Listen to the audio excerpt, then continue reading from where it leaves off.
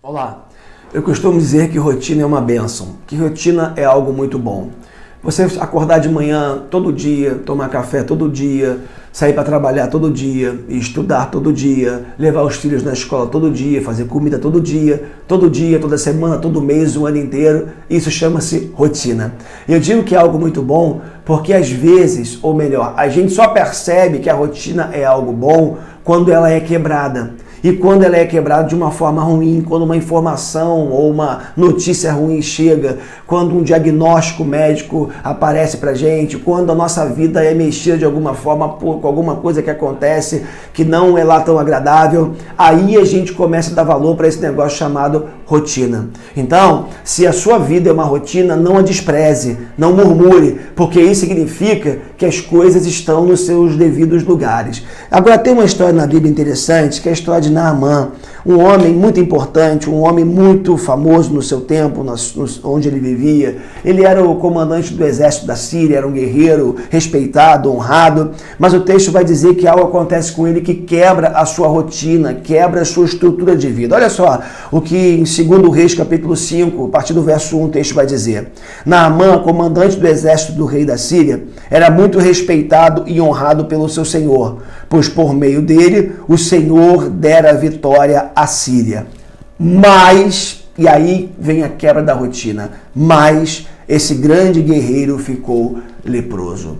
É interessante porque o texto vai continuar dizendo, ele era o cara respeitado, honrado, amado. Imagino eu que depois de uma grande vitória que ele conquistasse para o rei da Síria, para a sua nação, quando entrava pelos portões de Damasco, ele era ovacionado, as pessoas gritavam o seu nome, o aplaudiam por ser ele um grande guerreiro, um grande vitorioso, mas aquele homem ficou leproso.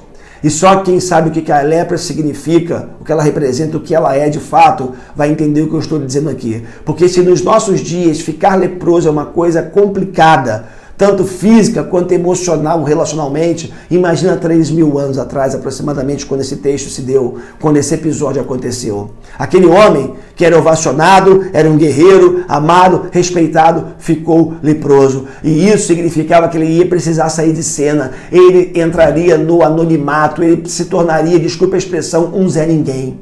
Porque uma pessoa leprosa não poderia conviver com outras pessoas, uma pessoa leprosa não poderia estar à frente de um exército, não poderia entrar e ser ovacionado, quem sabe carregado no colo por aqueles que o admiravam. Isso estava acabando na vida daquele homem. E aí o texto vai dizer que uma pequena menina estava na casa dele, uma escrava que ele havia levado para sua casa quando invadiu Israel e venceu Israel numa batalha e levou essa menina como escrava para sua casa. E essa menina servia sua mulher. E aquela menina vai dizer para a mulher do Naamã, se o meu senhor soubesse que há profeta em Israel, ele ficaria curado, ele iria até lá e o profeta o curaria. E a partir do verso 9, seguindo a história, o texto diz que Naamã assim faz. Ele viaja de Damasco até Samaria para se encontrar com o profeta. Chega na casa do profeta, bate na porta e quem vem recebê-lo? Não foi o profeta, foi um servo indicado pelo profeta Eliseu, e a ordem era a seguinte: manda que Naamã vá até o Rio Jordão e lá ele mergulhe 7 vezes, porque depois de mergulhar 7 vezes ele ficará curado. E aí ele vai dizer, vem cá, peraí, eu esperava que o profeta saísse de pé diante de mim, fizesse um clamor a Deus, levantasse uma oração, colocasse a mão no local afetado pela enfermidade, clamasse ao seu Deus e eu ficaria curado da minha lepra, mas ele manda um servo, um escravo, vir falar comigo, me dar uma ordem e diz para eu mergulhar 7 vezes no Rio Jordão. Ele está de brincadeira? Está me fazendo perder meu tempo? Que absurdo é esse? E aí ele sai furioso dali. Só que o texto diz que os seus servos, os servos de Naamã, falam para ele, Senhor, meu Senhor, se o profeta tivesse pedido alguma coisa difícil para o senhor não faria?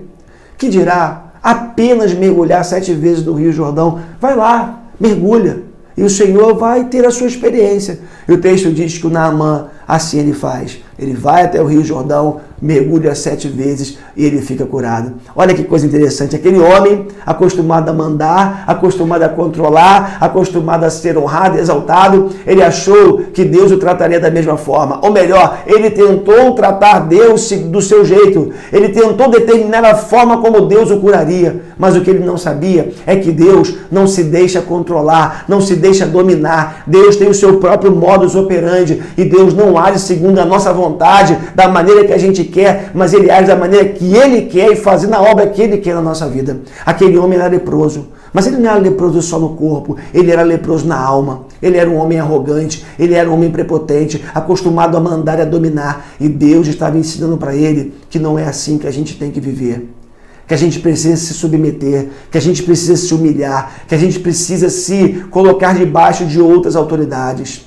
E aquele homem, ao decidir mergulhar no Rio Jordão, e é muito significativo descer ao Jordão, quando ele desce ao Rio Jordão, ali ele é curado da lepra física, mas também é curado da lepra do orgulho, da arrogância, da prepotência, que não combina, diga-se de passagem, com o nosso relacionamento com Deus. Porque aquele que quer se relacionar com Deus precisa se quebrantar, precisa descer, precisa se humilhar, porque o único digno de ser honrado, de ser exaltado e glorificado é o Senhor Deus. Portanto, se você está leproso de alguma forma na sua vida, seja lá o que for, entenda que às vezes Deus manda a gente descer para nos exaltar. É aquilo que o apóstolo Pedro vai dizer, que Deus, ele nos humilha para que no tempo dele ele nos exalte. Somos humilhados muitas vezes para sermos exaltados por Deus no tempo dele.